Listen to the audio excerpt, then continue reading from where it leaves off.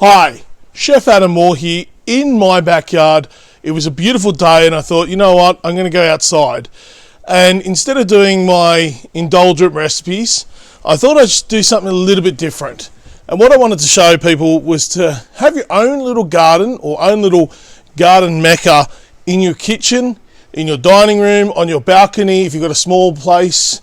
But I think, one of the most important things is if you're growing your own produce, and I'm talking about herbs and spices, there's nothing more rewarding than growing your own herbs and spices in your garden and then using them in the meals that you prepare.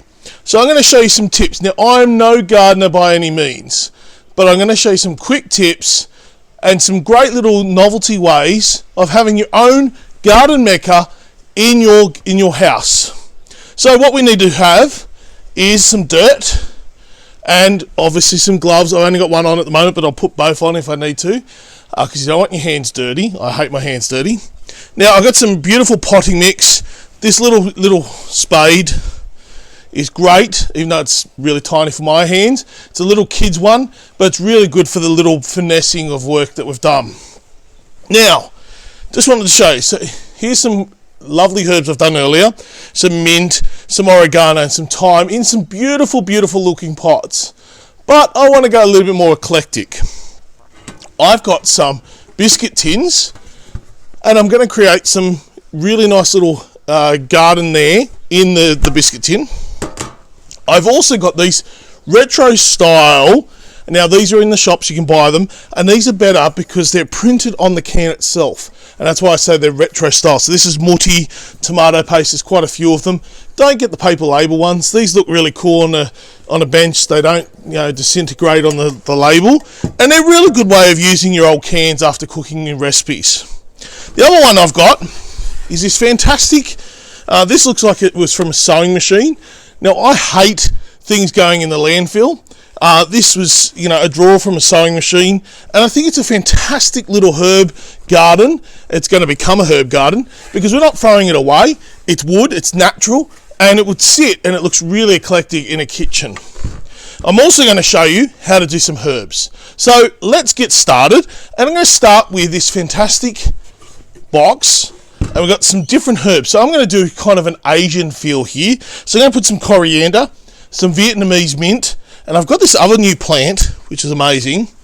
It's called a mushroom plant. Never heard of it before. It's from Papua New Guinea, and it's got this beautiful mushroom note. And when you smell it, it smells like mushroom. I never heard of it before, but we're going to use that. So what we're going to do, we're going to start our first one. We'll start in the box. So fill your box up with some dirt. Now, while I'm saying this, I am not a great gardener, but I love growing herbs. I love growing fruit and vegetables because as a chef, we learn so much about one part of the plant. We learn about the carrot, but we forget about the stem. And as a chef, you just only use what you know. And what's interesting with that, as a grower, you actually become to appreciate that the coriander, which is not just a herb, it's also a spice, because you can get coriander seed, you get the herb. There's so many different aspects, and you start to appreciate what is actually growing in your garden, and you appreciate it a little bit more. Now, enough of me talking. I've got some beautiful Vietnamese mint. Unbelievable. It's quite a different, it's not as minty kind of as the common garden mint, but this one is really good in stir fries, rice paper rolls. Now what we're going to do, without destroying the plants, I just went to Bunnings. You can go to a nursing place where you can buy plants and just slowly pull that out. We don't need the containers. And see that you've got this beautiful root system. And what we're going to do is move some of that dirt aside. Now just break the root system a little bit in the bottom so they spread in the base really nicely. So we're going to stick him there, and I'm going to put some more dirt around him. And this is just an old sewing box I found on the side of the road. I think it's really cool. and it's going to be great in the kitchen on the garden.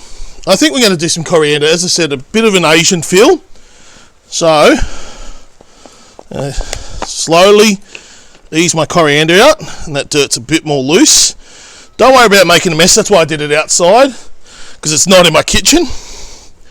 So we're going to put the coriander in, and I think I'm going to put the mushroom plant in there just to give that kind of, you can theme each of your pots.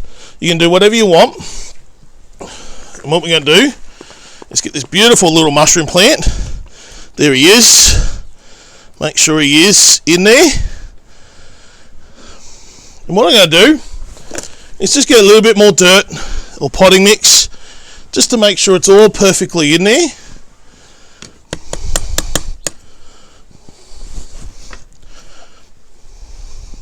Now, plants like lots of light. Now the coriander will grow back up and nice and strong. He was strong in that plant. So what we're going to, in that pot, so what we're going to do, get rid of some of that dirt. Just going to use a little bit of water so it doesn't have so much shock. And just pour that on. And that's going to go in my windowsill in the kitchen. But I want to do something else. These little kill cans, I think they're really quite, you can theme them nicely. So we're going to get some dirt in the can just to start it out in the bottom. If you want, you can put a hole in the bottom of the tins and have a bit of fun. Now we're going to theme it. I'm going to do some rosemary, but not just an ordinary garden rosemary. I got this beautiful pink rosemary that plants nicely and colours nicely. So put some of the original soil in, but not too much. If you've got too much, just stick some out there and just gently ease, like I'm doing there, making a bit of a mess. Do it over the bucket that you've got the dirt in. I'm pressing down, and I'm going to put some more soil in. Now these, are fantastic because you can Instagram them. But imagine that. There we go. Beautiful mutti. This is a tomato paste, and I've got some rosemary growing. So I'm going a theme. So you got my Asian theme, I've got my Italian, and you can just choose your favourite herbs. Now, as I said, a biscuit tin. Fantastic, you can get it, or chocolate tin, even a retro coffee tin, whatever you want to do. Put some dirt in the bottom, make sure it's nicely covered like so. Now remember, I'm not a gardener, I am just a chef, and I've got one of my favourite herbs of all time, sage. Now one of the things too, I'm going to show you a little tip how we're not going to forget what we've planted. And it's a really easy tip. So this little plant is a little bit taller than what the tin is. So what I'm going to do is plant him in and make sure he's standing up nicely. And if I wanted to, I can actually add another one in. And I'm going to add some thyme, because thyme complements sage. Now sage, one of my fantastic herbs, I love it. It's just such a beautiful, beautiful herb. Now the worst, make sure you keep the root systems in. And if you're making mess, you're doing this outside, if you don't have a great big balcony, you can actually do this just outside before you start. And there we go, we're putting that in. Now remember, if you've been in the garden, make sure you wash your hands, because there's nothing worse than putting that dirt in, because there's lots of bacteria that you don't want to bring in. And this is a great little bit of therapy you can do while it's stuck in isolation at the moment. Now I'm not the best gardener, but it looks great. And I'm going to actually water these, like I should have watered my rosemary. Now, before I forget what plant I've planted in my little tins, and I'm going to continue doing that, I've got the best suggestion, because I hate those little tags, they often get lost. They're plastic, they don't look as attractive inside, they look very cheap.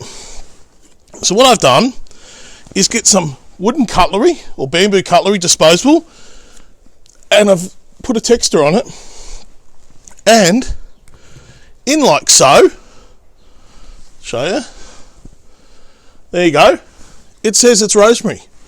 And then I got the same for my Vietnamese mint. They're natural. They're part of the... We've got one for the thyme as well. And I know what I've planted. I can put them down the side. My sage. And my little mushroom plant. And done. Really simple. Not only do I have beautiful pots, you could have these beautiful pots like so. And they're not expensive. You can buy them from Kmart or Bunnings. Fantastic splash of colour. You can actually do the biscuit tin or chocolate tin. And look at that. That's really cute. And sits on your little window area, whatever you want to call it in the kitchen. All these retro style cans. Now the other thing I wanted to do is show you to quickly do some seeds if you want to grow from seeds. I find things like basil and chives are really easy to grow from seeds. I find every time I grow chives, I kill them. So if I grow them from seeds, I got a couple of tips. First of all, I get the empty containers from the egg cartons. They're fantastic because they're biodegradable. I put some dirt in and some cotton wool. In the center of the cotton wool, I put a little hole. And what I'm doing, I thoroughly wet that, and inside is some basil seeds and some chive seeds. I've got my little mutti can, and I stick that in there. Now the great thing about putting these in here, one, the cotton wool protects the plant. It keeps the moisture in the plant. I'm going to use a little bit more soil in there, just on top, like so. I'm going to water it again, and in a couple of days I'll start to see some sprouts. Now keep that near the windowsill, get it some sunlight. It's a great way of cultivating seeds faster. Now another little tip is you can actually grow your seeds in a banana or some old banana skin, and it makes it grow faster. Just let it go there, and when it's ready, you've got some fantastic culinary herbs that you can use in your dishes, use for garnishing, and it's just so rewarding to do that. So hopefully you enjoyed my fantastic little garden. I know it's a quick segment, but people were saying to me, you know, they wanted something a little bit healthier. What's healthier than growing your own herbs? So we're in my backyard growing some herbs, some beautiful spices, ready for our next meal, and hopefully you enjoyed that. And if you have any questions, please reach out to me on Instagram or in the link below, and I'm more than happy to help you out and give you suggestions. So visit your local nursery or Bunnings, go and buy some plants. It's not that expensive, and you've got your own little world that you can grow. You can name them, you can talk to them, do whatever you want to do, but it's just a fun tip. Don't forget to wash your hands and enjoy the nature in your own kitchen. So thank you for now. We'll talk soon. And my next video, watch up. I've always got these little handy hints that you can use at home or use every day. So that's what we're going to do. These little handy hints and tips that will help you grow and also make the best tasting things. So if you want to see more, go to my website as well. I've got some great videos on there with all my great recipes. We'll see you soon. Bye for now.